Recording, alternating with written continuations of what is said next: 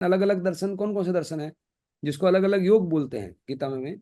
और ज्ञान योग, भक्ति योग, कर्म योग, सांख्य योग, ध्यान योग, ये सारे योग है। पहले तो योग शब्द क्या है, व्हाट इज योग। योग से पहले आएगा कि हमारे एलिमेंट्स क्या हैं। तीन एलिमेंट कौन कौन से हैं? ईश्वर जीव जगत, या ईश्वर जीव और अजीव। हाँ जी जी। अब जैसे जैन दर्शन है एग्जाम्पल के लिए, जैन दर्शन को अपन लेते हैं पहले। तो हमारी तत्व मीमांसा में हम क्या समझते हैं, मतलब क्या है हमारा तत्व क्या है, और उसको हम एक्सेस कैसे करते हैं। जैन दर्शन ही पहले लेते हैं, फिर अपन ज्ञान योग लेते हैं, फिर भक्ति योग लेते हैं। ये सारा वहाँ बताया, तो अपन थोड़ा समझ के फिर इसको अपन भगवान सूत्र में क्या बोल रहे हैं उसको समझने की कोशिश करेंगे। जैन दर्शन में क्या अपन समझते हैं, ईश्वर जीव जगत। ईश्वर तो है ही नहीं ना, जीव और जगत है, बस जीव अजीव ही है जैन दर्शन में। हाँ, तो ईश्वर ईश्वर, नहीं। ईश्वर का मतलब जो परम सत्ता है, वो परम सत्ता वाला ये word is automatically being run. Automatically being run means what, सारा कर्म सिद्धांत से चल रहा है। तो कर्म जैसे जिसके कर्म है वैसे वैसे चलता जा रहा है। और जो परम परम परमेश्वर किसको माना है, परमेश्वर जो परमात्मा है, अप्पा सो परम अप्पा, आत्मा ही परमात्मा है। तो ये अपना दर्शन है, जैन दर्शन ऐसा बोलता है कि भाई आत्मा ही परमात्मा बन सकती है। और कोई एक तरफ ईश्वर पूरा सृष्टि का रचनाकार है, और इसके बिना पत्ता भी नहीं हिलता है, जो सर्वशक्तिमान है वो एक तरह से भक्ति योग में होगा ना, वो उसको माना जाएगा कि सब उसको मैंने समर्पित कर दिया है, और जो चला रहा तू कर रहा है, मैं कुछ करता नहीं। एक तरह की वो दृष्टि है, वो एक एक जीने का तरीका है। तो वहाँ ऐसे जो सांख्य दर्शन है, सांख्य दर्शन में भी इस तरह का है कि अपना प्रकृति और पुरुष दो ओ- तत्व को जगह दी। ओशो ने भी तो मतलब कई जगह ऐसा बोला है कि सब छोड़ दो, मतलब वो उसके उसके पीछे क्या लॉजिक है, जबकि उसको तो पूरा क्लियर था जैसे जीव अजीव।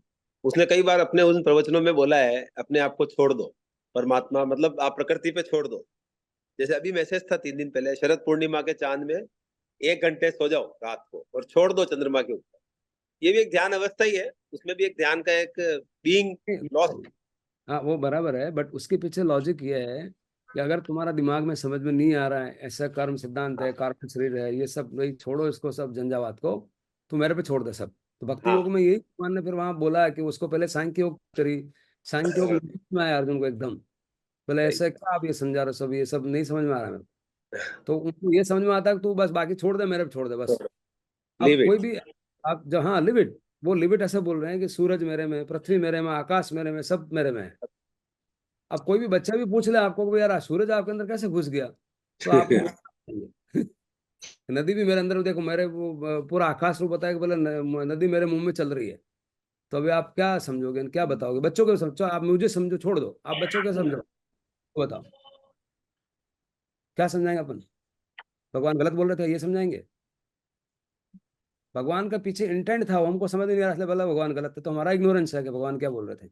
बोले नदी मेरे में है, सूरज मेरे में है, चांद मेरे में है। बोले अरे यार कैसे हो गए। तो ये भक्ति योग है। भक्ति योग के अपना एक, भक्ति योग में पहले सबसे पहले ईश्वर आता है, और लास्ट में जब वो ईश्वर आता है भक्ति योग में रमण करता है, तो लास्ट में खुद पता चलता है कि वो ईश्वर मैं ही हूँ। वो बहुत समय बाद में पता चलता है, लेकिन तब तक क्या फायदा होता है, वो समर्पित कर रहा है तो गलत काम नहीं करता, उससे बचता है। तो ये भक्ति योग का अपना, और उसको टेंशन तो नहीं होता है। अब तेरे को टेंशन हो रहा होगा, उसको मैंने बोला मेरे तो बस करे जो गोरा धनी करे, मेरे जो करा वो कर रहा है, ये भक्ति है। अब मेरे दिमाग में कोई टेंशन नहीं रहा ना, वो कर रहा है, वो जाने उसका यार, जो भी करे। मैंने कुछ किया ही नहीं, तो कर्ता भाव निकला। हम्म।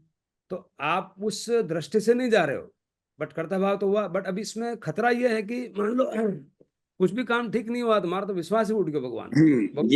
ये वाला सही है। वो खतरा है। खतरा है। कभी भी बोल देगा वो, बस मेरा तो अभी कोई, अपने तो डिस्कनेक्ट हो गया भाई, अपने अभी कोई भगवान भगवान में मानता ही नहीं। इसका मतलब ये हुआ कि मैं भगवान को नहीं मानता, मीन्स क्या, भगवान ने ये थोड़ा बोला कि तू कुछ कर मत, मैं सब कर दूंगा।